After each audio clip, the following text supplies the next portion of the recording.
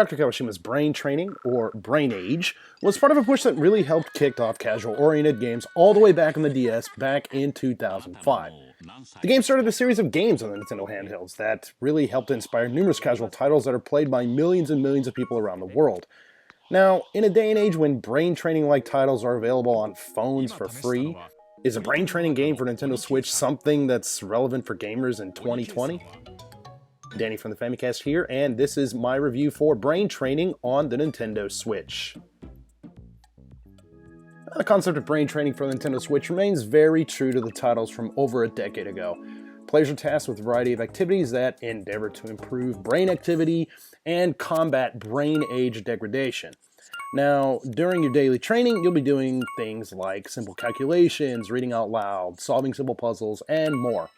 Of course, the brain age check is here, this time determining your brain age based on 3 criteria: self-control, processing speed, and short-term memory.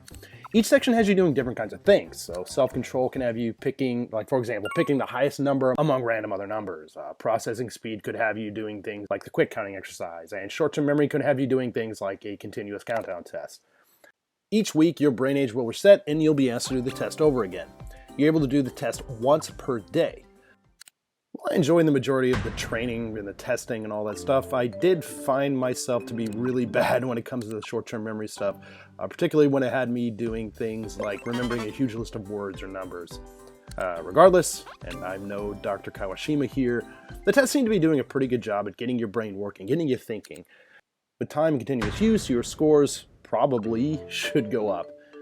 This is all done pretty well here. One nice addition here are the leaderboards, so as long as you're connected online, you'll be able to see how you stack up against your friends. Other additions, such as the alarm on the Switch that'll remind you when to train, and a brain training email system that basically allows you to email family and friends your daily results, they're also here. Just a note too, the majority of the activities in this game require you to play this in handheld mode. However, there are some things that you can do on the big screen.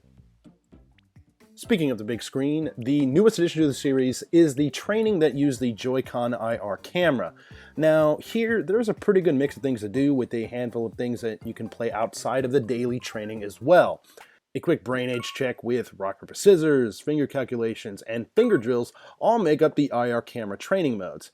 Now, by and large, the camera here actually works pretty well. I had little to no issue with the camera picking up my hand.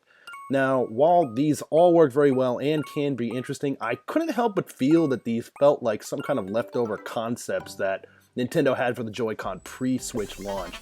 Now, don't get me wrong here, they are actually pretty fun.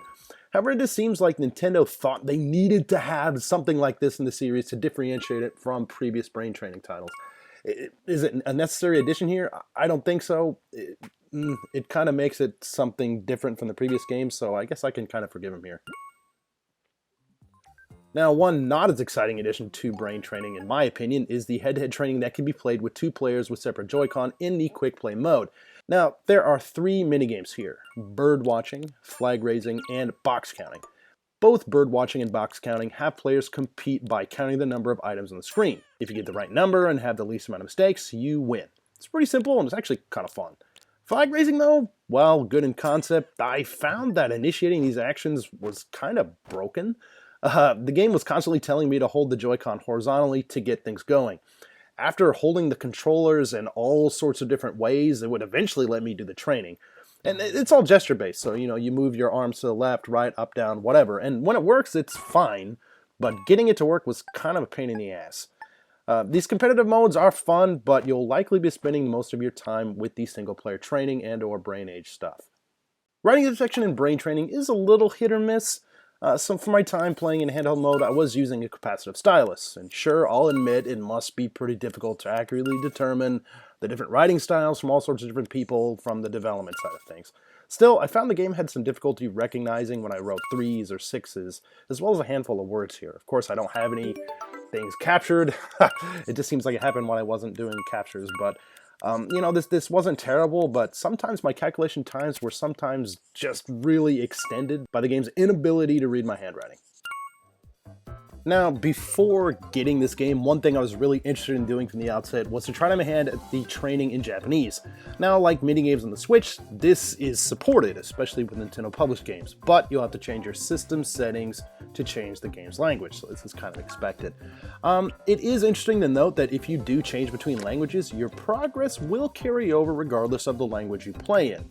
Now, obviously, with some of the training that is very language specific, so for example, the articles that you read, obviously the Japanese ones are different than the ones in English, and there's some variations on the writing portions of the training and stuff, but regardless, if you're going to be doing some of these items, you'll have to start from zero, but the more universal things like calculations, Sudoku, dual task, this will all be pretty much the same, and you'll be able to carry on from where you left off.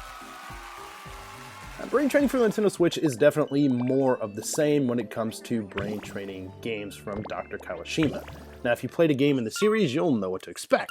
But it's a long-haul kind of game, so investing in it will ensure that you can enjoy and, well, maybe, hopefully improve your brain activity over time.